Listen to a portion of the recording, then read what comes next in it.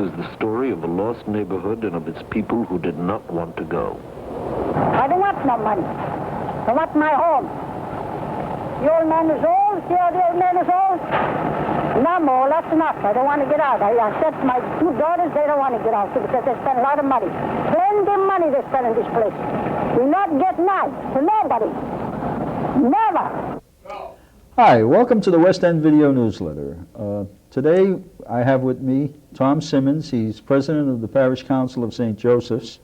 And the reason we're here is because every year at St. Joseph's they have a Mass for deceased West Enders. Now, doesn't necessarily have to be former West Enders. Anybody that was a member of the parish of St. Joseph's is welcome to come to the church. On September 29th, we will have the Mass for deceased West Enders, and we do it every year, like I said, and we have Tom here, not only for the Mass on deceased West Enders, but we also have him here because this is a special year for St. Joseph's. St. Joseph's this is their 140th year. 140th year. Anniversary. I went to 8 years of Catholic school in the West End, so there was a whole. Your life was sort of ingrained into the Catholic Church in the West End, and I assume that was like other areas too, West Roxbury, North End. And so tonight we're going to talk about the. I guess, would you like to talk about the 140th anniversary? Yes, if I could, please. You know, one of the things about St. Joseph's Church that I love to talk about is that our church became a Catholic church in 1862. That's right. the same time they purchased the Bullfinch over in the North End, the same date. But St. Joseph's Church became a parish in 1862, so in 1962, and then we had 125th, and now we're coming up to our 140th in 2002. And we're going to celebrate this. But one of the things about St. Joseph's Church is our grand history. Not only was the church not built in 1862, right, but it was a congregational church, the 12th Street Congregational Church, and was built by one of the great architects in Boston, who's known as Alexander Parish. And he's one of the great, lesser known than Bullfinch, but still one of the great architects in Boston. And for people who don't know him, I like to point to one big thing that everybody knows, and that's the Faneuil Hall project. The Great Hall, the big white building, and the two sets of red buildings on the side are both his design. The Church of the Church of the Presidents, I should say, in Quincy Mass, is also his design. And also the titular church there, the Episcopal Church on Tremont Street, is also his church. And he's done a lot of other things around there, but this was known as his greatest church that he ever built, back when he built it. And it's a beautiful church, and we're celebrating 140 years. And we're inviting everybody to come down, everybody who was in the West End before it got torn down to come down, and also our current parishioners are also in the celebration. Yeah, well, and you, as I found out today, I didn't realize that you were a former West Ender yourself. Yeah, right. A Chicago transplant, 1953. Well, that's good. Well, you know, what's his name? Brooke was also lived in the West End. Right, Senator right, Brooke also right. lived in the West End when he was going to law school, I believe. We have a lot of greats coming out of the West End there. There was a whole. And I agree that the church was much more when I was coming along in the 50s there too. You had a lot of social occasions, a lot of people coming in. And I like to point out to people who really don't know how great the church was in the West End. Going back in some of the records, the parish was 12,000 people in 1900. Right. 12,000. And Cardinal O'Connor was a curate there. That's right. And that's why they named the street the Cardinal O'Connell Way. And a lot of people don't. Well, a lot of people now don't even know who Cardinal O'Connor is. O'Connell, I mean. Our first cardinal. Right. Cardinal. Yeah, Right, and right. so that's unfortunately, as you get older, everything changes. What are we going to be doing for the 140th anniversary? Well, we have a lot of things planned. First of all, we're going to start the kickoff, you might say, with the day is going to be September 29th. We're going to have with the Mass, as usual, and with a reception downstairs. And we're also going to have different things during the year, maybe once every month or once every 2 months, something for everybody, so we get everybody participating, like in the Old West End, to come back and really feel part of the church. And then at the very end of the year, we hope to have a reception that everybody can be invited to. And so we're going to have a lot of things going out. We're planning it now. Our third planning session actually is tomorrow night. Well, the one thing I do every year, it's my own personal tradition, and I do it every year, is I go back and go to midnight Mass. Oh. Me and my family have, since I started the newsletter and the TV show, which is getting close to 20 years, we've gone to midnight mass at St. Joseph's every year. We still have it, and you know, one thing is interesting about that the midnight mass attendance is increasing. Yes, I noticed. It's increasing. Yeah. And in the snowstorm, we had the snowstorm one year, it was still good. Yeah. When I first started, it was really weak. There weren't that many people going. That was Father Buck, but he continued it on. He made it happen. Right. A lot of churches have dropped their midnight mass because of that reason. Right. But we feel that being in the inner city, in the heart of the inner city, that we can take people and say we're still doing it, and the people who come to visit Boston, who go to the restaurants at night on Christmas Eve and so forth, can still come to Mass and celebration of Mass at midnight Mass. Yeah. It was when the West End was up. It was like a highlight. It was like the social event of the year, at least for Catholics, you know. And it seemed like everybody, you know, midnight mass was where you went. That's right. It was like the high point of Christmas. Right. Yeah. It really was. Of course, everything has changed. You know, basically we're dinosaurs now because the mores and the culture of the country has changed quite a bit. But I still go back, and my kids enjoy it too, which is. I never thought, you know. It's known as the circle of Catholicism. Yeah. You keep going around and around. Yeah. But we plan a lot of things that's going to happen for the 140th. If anybody who's come to St. Joseph's knows that we have what is known as the Hall of Flags inside the church. That's right. And these were flags that were given us during the bicentennial years. We were a bicentennial church. And we had the bishop coming in from Britain and state senators and people coming from foreign countries. And we have a flag there from every country, I should say, where people came in from the West End, by the West End in the Bostons. We have a lot of flags around there. And what we want to do in the 140th is, looking forward to the 150th, is to expand that and also have flags involved from the people who are actually in the West End now. Where did they come from? Because we were a great immigrant church, and we were a great part where people came into Boston through the West End and North End. And what I remember explicitly about the St. Joseph's Church was when you were younger and you went to any of the high masses, you weren't allowed to sit downstairs. You had to sit up in the balcony. And that's really, I know that you can't go up there anymore because I guess the fire laws. And you have to have two exits down, and they wanted to put an exit right down from the balcony down to the sanctuary, and that wasn't. Yeah, it wouldn't work. And that was my view of, you know, when I was young, of anything of any importance that was going on. I saw from the balconies. Well, people who don't know St. Joseph's have to realize that the balcony not only is in the back, but it also comes down the side like the Protestant churches. Right. So we have balconies coming right down the side of the church. And that's unusual in most Catholic churches. That's right. And that's because it was a Protestant church. It was a Protestant church, right.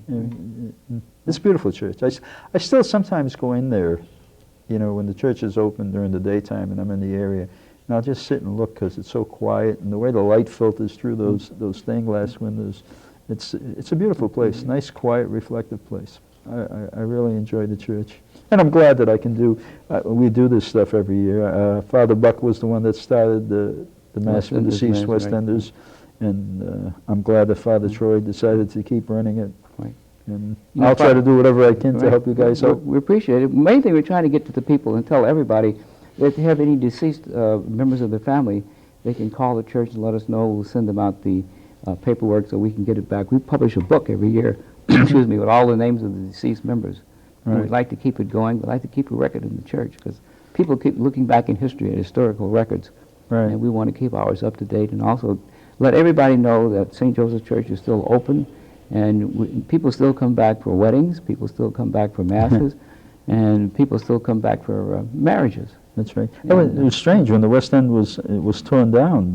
Most people were still, people still bury themselves out of the West End. Yeah, they do. They still come back home. It's amazing. All these people are all over Massachusetts, South Shore, North Shore, here, there, everywhere, and they come back and they. Well, even like my mother-in-law died. She was in California, so naturally, you know, she was buried out in California, or cremated, I think, in California.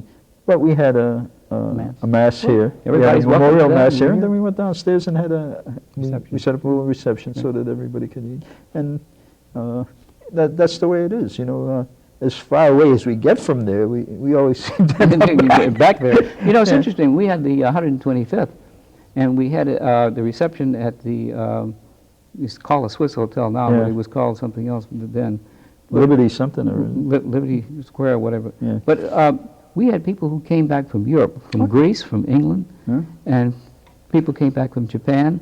And Father Buchan planned it. I was on the planning committee. And we Right. planned about 500 people. Yeah. And so we went down to the hotel, which was the only hotel at that time.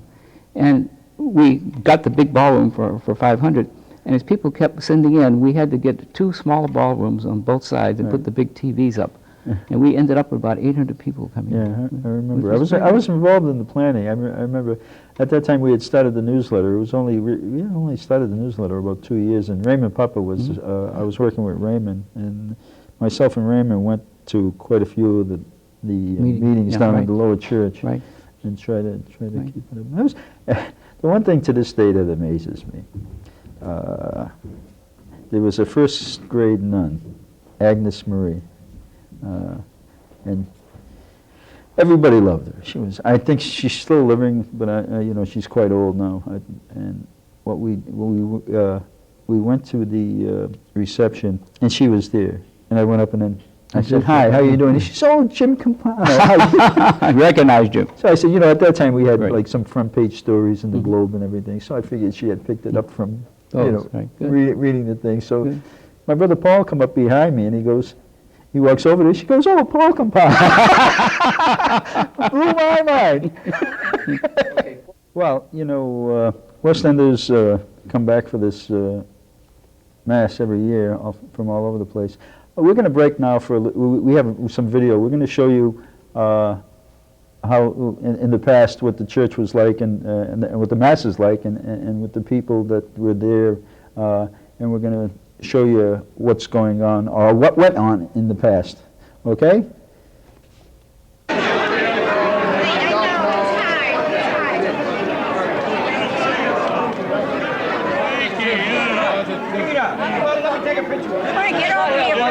I'm getting pictures. Oh, Joe, I'm going to get...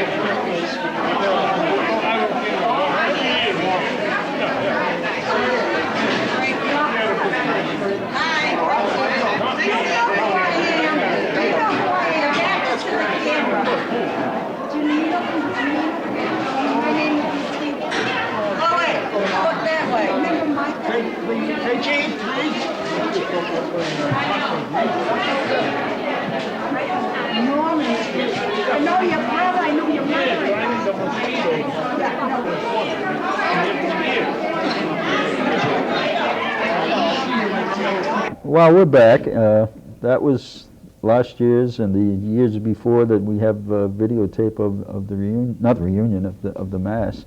And this year it'll be September 29th. 11:30? 11:30, that's right. Everybody's invited, even non-Catholics, if you want to come and see what's going on. We have non-Catholics who came. We have non-Catholics West End was always Right. pretty Right. open in that way. A lot of the people, as you can see, that they were down there. You know, we have the hall downstairs, and afterwards, and like I say, the church is beautiful. Anyway, it's a beautiful church. It's worth just taking it's worth just going and looking at the church. Right. Really. You know, I saw some people down there that came in last year who hadn't been there. I hadn't seen in a good 30, 35 years. They came back and said they wanted to come back and see the old church and get some old friendships going. And one thing it has done, which I've seen in the number of years that I've been there, it has opened up friendships that were there in the past. Yeah. And people get in contact. People are taking their phone numbers in different places and then getting together. So it really brings people back together.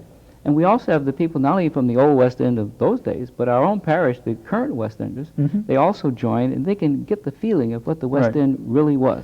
And you're getting, well, for a while there, the parish was real sparse. Oh, very sparse.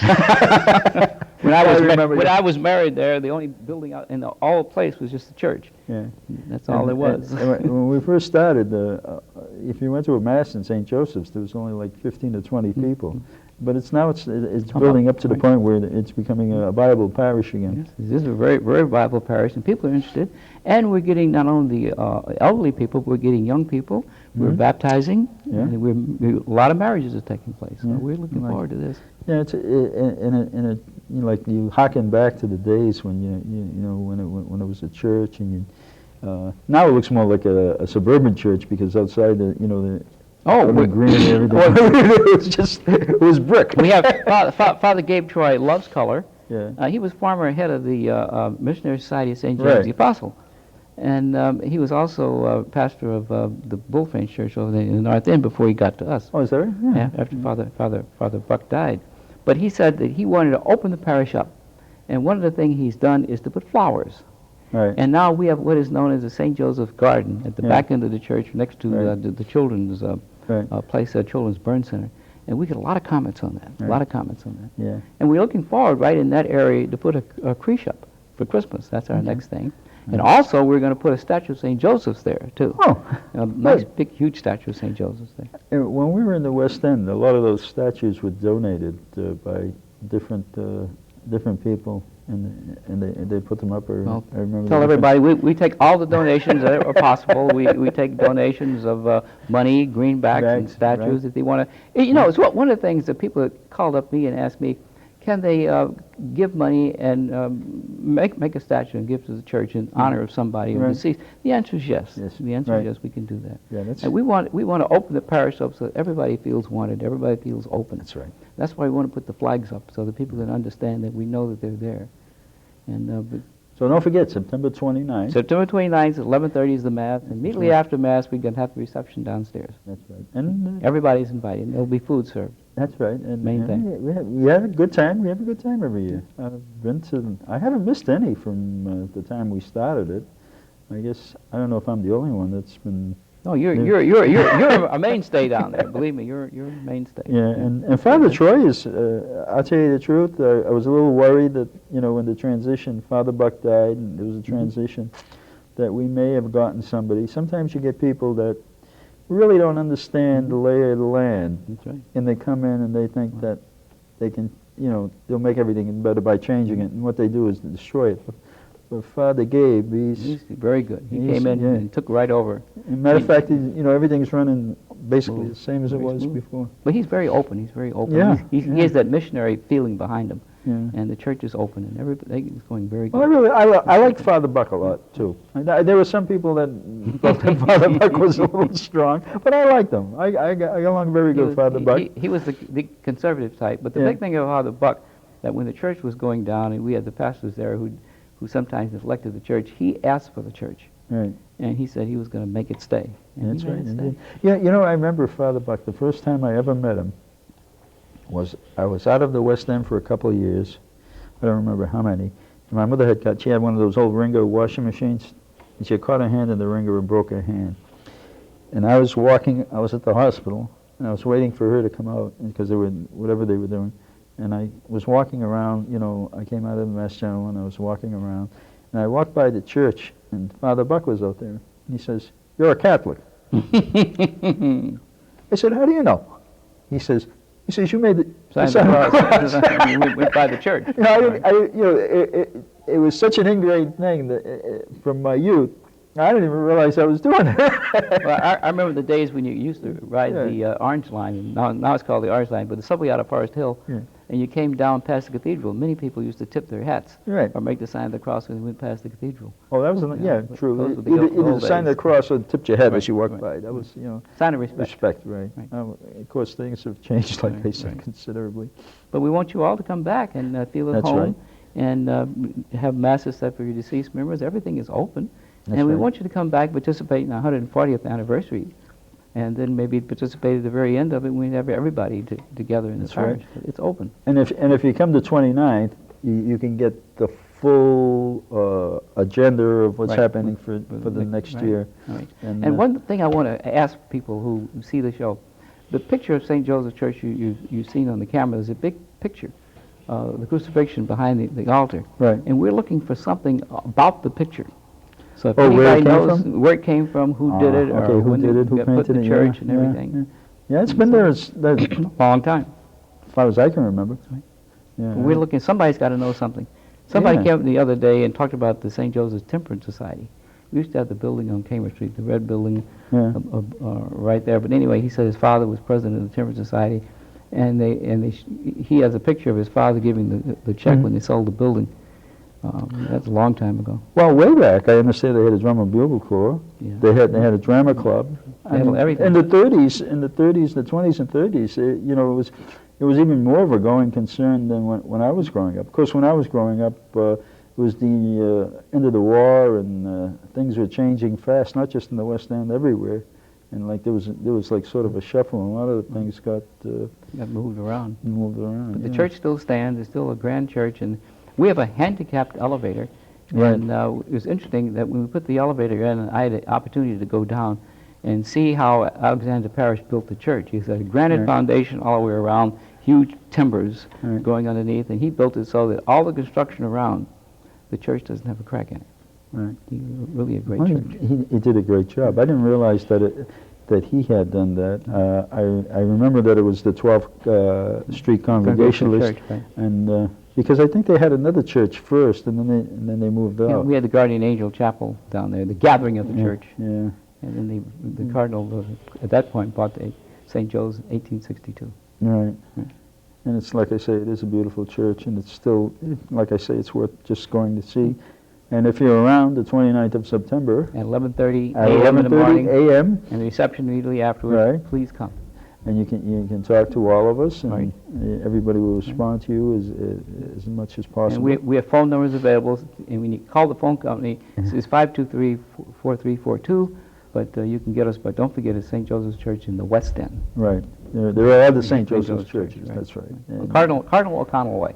Cardinal O'Connell Way. And we have the retired priest right next to us. That's true, too. And they're always invited to our ceremonies. We invite them over to participate, and they're very nice people over there. Okay, Tom, well, we're going to have to start wrapping up the show now. We're running to the end of the show. Is there anything else you'd like to say about the West End? Or? Well, I just tell everybody to please come, and we're doing great things down in the church. We want to open the church that everybody will come, and they're seeing footage of last year, but this year should be better because it's our 140th anniversary. That's right. And don't forget, in 10 years, it'll be even better. It'll be 150, yeah. Right. But I'm still here. We'll both be here. We'll both be here. Yeah. And we want everybody to come. Right. And we want everybody to call up if they haven't, get a letter from us so they can get their deceased members in. Right. And bring their friends. You can bring your friends, your family. And if they're non-Catholic, that's all right, too. Don't worry. That's right. Well, even when the West End was up, non-Catholics went to the church. That's right. It's strange because I have Jewish friends that went to the church. Midnight Mass, especially. Midnight Mass, yeah, just to show up. So I guess that's basically the end of the show. I guess we're coming to the end, and we're going to show a little. We're going to end up with a little bit of footage of last year. It was right after September 11th, and it'll show God Bless America. Yeah, the parish singing God Right. Bless America. And they show that really participation, and if you look at the faces of the people, you'll see that they really are great parishioners, and they're That's coming right. into the church and really prayerful. If they go downstairs, they're enjoying themselves as a parish community, and that's what we want. So we'll see you at the next West End video newsletter.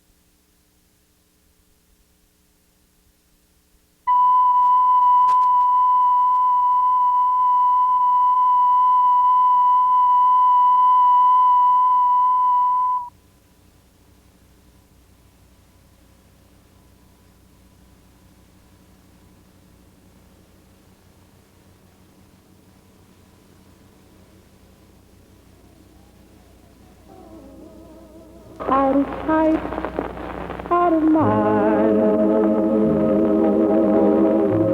You found someone new, but I can't change my love the way that you do. This is the story of a lost neighborhood and of its people who did not want to go. I don't want no money. I want my home. The old man is old. See how the old man is old?